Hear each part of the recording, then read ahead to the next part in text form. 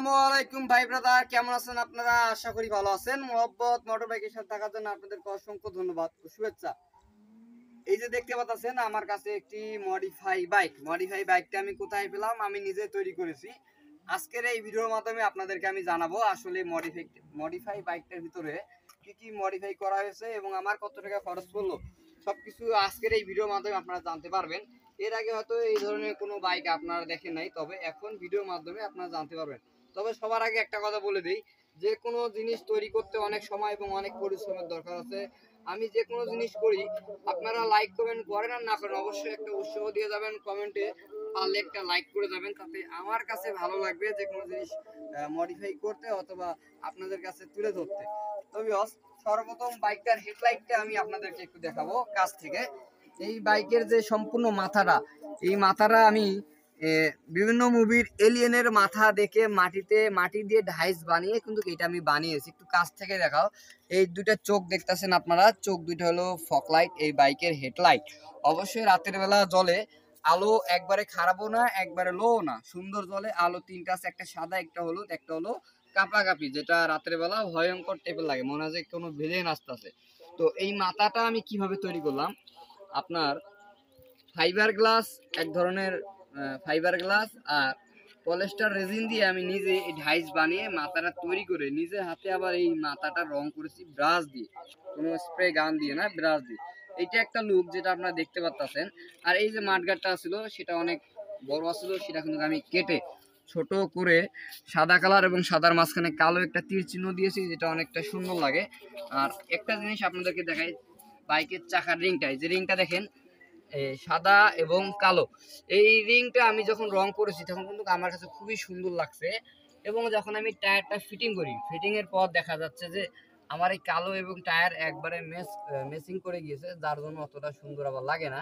তো যারা দুই ধরনের কালার করবেন, অবশ্যই অন্য কোনো কালার করবেন, তাতে কি হবে, আপনাদের বাইকটা যখন রানিং এ চলবে, একটা দ্রুত না মোটামুটি একটা রানিং এ চলবে, তখন আপনাদের রিংটা একটা সুন্দর একটা চমক দিবে, যেটা আপনাদের দেখতে কিন্তু খুবই সুন্দর লাগবে।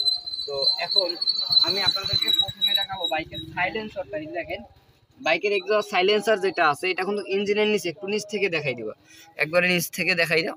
এই যে সাইলেন্সারটা আমাদের, এই সাইলেন্সারের যে নিচের যে মেইন যে পার্টটা, এইটা কিন্তু আমাদের শ্যালো মেশিং এর। আর এই যে ব্র্যান্ড পাইপটা, এটা গাড়ির অরিজিনালি ব্র্যান্ড পাইপ। আর নিচের সাইলেন্সারটা আমাদের শ্যালো মেশিং এর, যেটা আমি মডিফাই করে এখানে লাগিয়েছি। বাইকের সাউন্ডটা আমার মোটামুটি ঠিক আছে, অরিজিনাল সাউন্ডের মতনই, একটু লাউড বেশি। তো এই যে সাইড কভারটা আপনারা দেখতে পাচ্ছেন, এটা আমার নিজের হাতে ফাইবার গ্লাস দিয়ে কিন্তু তৈরি। এটা ঢাইসটা বানিয়েছিলাম আমি সম্পূর্ণটা কাগজ দিয়ে বানানোর পর ওর উপরে ফাইবার গ্লাস এবং পলিস্টার রেজিন মেরে এটাকে প্লাস্টিক বানিয়েছি। এই যে নামটা আপনারা দেখতে পাচ্ছেন M10, এই নামটা আমি কেন দিয়েছি, আমার নামের প্রথম অক্ষর কিন্তু M, এই জন্য আমার বাইকটার নাম দিয়েছি M। এবং লাস্টে যে 10 শব্দটা আপনি দেখতে পাচ্ছেন, এইটা কিন্তু সবার কাছে খুবই জনপ্রিয় এবং পরিচিতি, যারা বুঝেছেন তারা হয়তো অতটা বুঝে গিয়েছেন। তো এই জন্যই আমার নামের অক্ষরেই M10 এই বাইকটার নাম দিয়েছে আমি। এটা হলো আমার নামের অক্ষর, আর এটা 10 অক্ষরটা সবাই চিনেন, যারা আসলে জানেন যে 10 কতটা পরিচিত একটা অক্ষর, যেটা অনেকভাবে ভাইরাল হয়ে আছে। তো এই জন্য আমি এখানে 10 বসে দিয়েছি। বাইকের সাসপেনশনটা কি আপনারা কোথাও দেখতে পাচ্ছেন?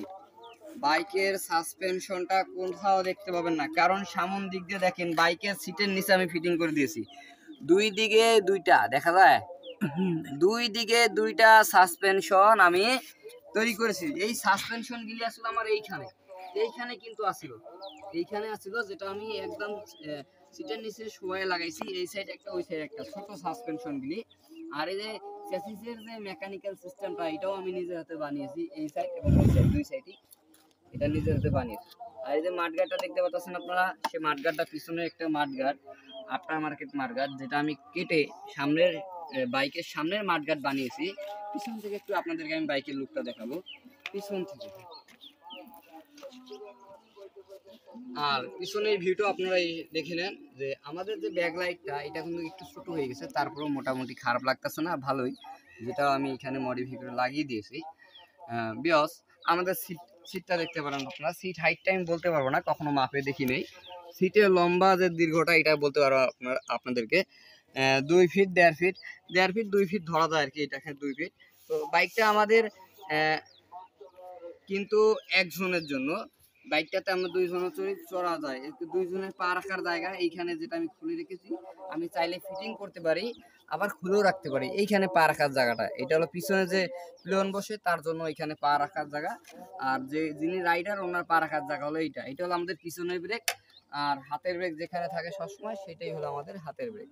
আর বাইকটার লুকিং গ্লাস দুইটা আপনারা দেখতে পারেন, লুকিং গ্লাস দুইটা খুবই চমৎকার লাগে।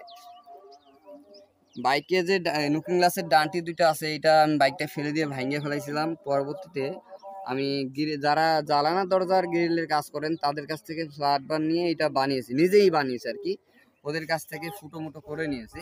তো বিয়স, বাইকটা আমার কিনা পড়ছিল ৬,০০০ টাকা, এবং কিনা এবং বাইকটা মডিফাই করতে আমার খরচা পড়েছে ৭০,৭০০ টাকা।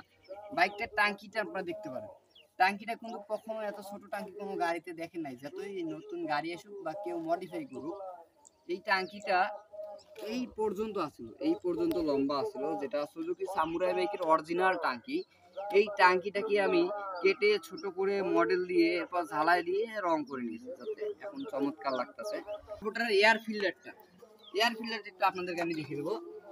এই যে এয়ার ফিল্টারটা আমাদের সাইড কভারের ভিতরে, এই যে দেখেন এয়ার ফিল্টারটা, এখানে হলো আমাদের এয়ার ফিল্টার। এই যে এইটা হলো আমাদের এয়ার ফিল্টার কার্বোটার পিছনে, এটাকে অনেকে রেসিং এয়ার ফিল্টার বলে। আসলে জানি না এটার নাম অরিজিনাল কি, বিভিন্ন কয়েকটা কোম্পানির আছে। তো এই মিনি এয়ার ফিল্টারটা আমি এখানে লাগিয়েছি যাতে আমার বাড়তি কোনো জায়গা না লাগে। একটু আপনাদেরকে আমি বাইকের লুকটা ওই সাইড থেকে দেখাবো, যে আমি বসলে আসলে লুকটা কিরকম দেখায় সেটা আপনারা একটু বলে দিবেন। গাড়িটা কিন্তু মোটামুটি ভালোই একটা উঁচা হয়েছে, লুকটা একটু বলে দিবেন। তো বিয়স, আরেকটা বিষয়, বাইক যদি আপনারা কখনো মডিফাই করতে চান, অবশ্যই যে কোনো 4 স্টক বাইক দিয়ে মডিফাই করবেন। 2 স্টক বাইক যদি মডিফাই করেন তাহলে আপনাদের তেলে পোষাবে না। একটা দূরে কোনো জায়গায় ঘুরতে গেলে কিন্তু আপনাদের তেলে কখনোই পোষাবে না।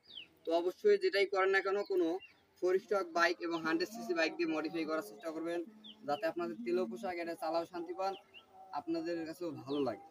আমার মাইলেজটা আমি খুবই খারাপ পাই, যার জন্য এটাই আমার খারাপ দিক, খুবই খারাপ লাগে। তবে গাড়িটা কেমন লেগেছে আপনাদের কাছে অবশ্যই আপনারা কমেন্ট করে জানাবেন। একটা ভিডিও করার উদ্দেশ্য কিন্তু আপনাদের কাছে সবসময়ের জন্য কমেন্ট, একটা ভালো কমেন্ট চাই, লাইক চাই। ভিডিওটা একটু ভালো কমেন্ট লাইক করলে হয় কি, ভিডিওটা লাইকের মাধ্যমে আরেকজনের কাছে পৌঁছতে পারে, কোম্পানি বুঝতে পারে ভিডিওটা হয়তো ভালো হয়েছে। যাই হোক, আমার ভিডিওটা এরকম ভাবেই চলে, তাতে আমারও ভালো লাগে, ভিডিও করতে আগ্রহ পাই। তো আপনারা যদি আমাকে আগ্রহ না দেন, আমি সামনে আগাইতে পারবো না। আমার মেকানিক্যাল চ্যানেলের, আমার যে মোহাম্মদ মোটর বাইক চ্যানেলের যে ভিডিওগুলো, এইগুলো আপনারা জানেন যে আমার ভিডিওগুলো হলো সবসময়ের জন্য মেকানিক্যাল ভিডিও, যেগুলো আমি একজন মেকারের জন্য যাতে সহজ হয় ওইভাবেই আমি শিক্ষণীয় ভিডিওগুলো ছাড়ি। এখন থেকে চেষ্টা করবো ওই ভিডিওগুলো ছাড়ার জন্য, এবং যারা বাইক রাইডার আছেন তাদের জন্য ওই ধরনের ভিডিও, হেল্পফুল কোনো ভিডিও ছাড়ার জন্য, এবং যারা মডিফাই শৌখিন লোক আছেন তাদের জন্য ওই ধরনের ভিডিও ছাড়ার জন্য। আমি আপনাদেরকে বাইকটা স্টার্ট করার জন্য মাইক্রোফোনটা আমি একটু খুলে নিই। আমাদের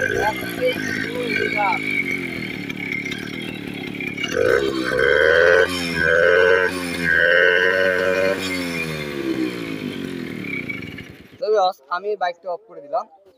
আমাদের সময় হাতে খুবই কম, আপনাদেরকে যতটুকু পারলাম একটু বুঝিয়ে দিলাম। এখন আমি একটু বাইকটা আপনাদেরকে রাইড করে দেখাবো।